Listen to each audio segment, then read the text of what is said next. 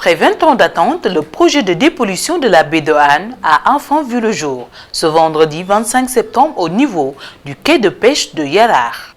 Une première dans l'histoire des partenaires techniques, cofinancée par le Royaume des Pays-Bas, l'Agence française de développement, l'Union européenne et la Chine à travers la China Development Bank et l'État du Sénégal. Une grande satisfaction et la promesse d'une collaboration toujours plus étroite dans les années qui viennent. Pour conclure, je souhaite à mon tour pleine réussite à ce projet qui améliorera le cadre de vie de plus de 500 000 personnes.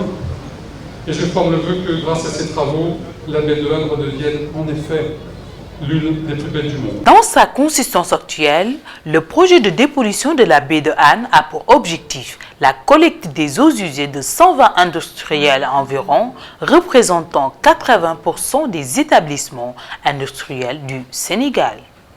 Le projet est un levier pour faire avancer la réforme en cours dans le secteur par l'introduction du principe pollueur-payeur à travers l'application de la redevance d'assainissement industriel et la mise en place de mécanismes de pré-traitement des eaux par les industriels. Le coût du projet est estimé à 93 milliards de francs CFA. Le ministre de l'eau et de l'assainissement, Serigne Mbaye Thiam, revient sur les détails. 26 milliards 600 sur le budget de l'État du Sénégal, y compris 22 milliards 700 de taxes. 34 milliards 800 de prêts de l'Agence française de développement, dont les 15 milliards sont en cours d'instruction.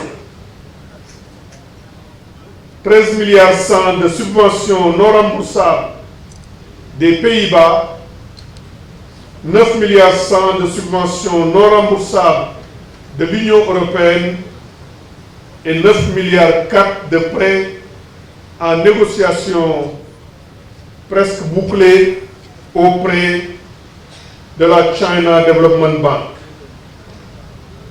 Le montant hors taxe du projet est de 70 milliards 300 millions de francs CFA. Le maire de Han, Babacar Meng, fait appel à la mobilisation des populations riveraines vu l'importance et l'impact du projet sur les lieux. Mais c'est un projet qui va être revu à la hausse, donc qui va évoluer. Et aujourd'hui, ce que je voudrais dire aux associations, aux populations riveraines de la baie, c'est de rester mobilisés, de rester vigilants. C'est vrai que ce projet est un projet important, c'est un projet emblématique, mais c'est un projet d'assainissement.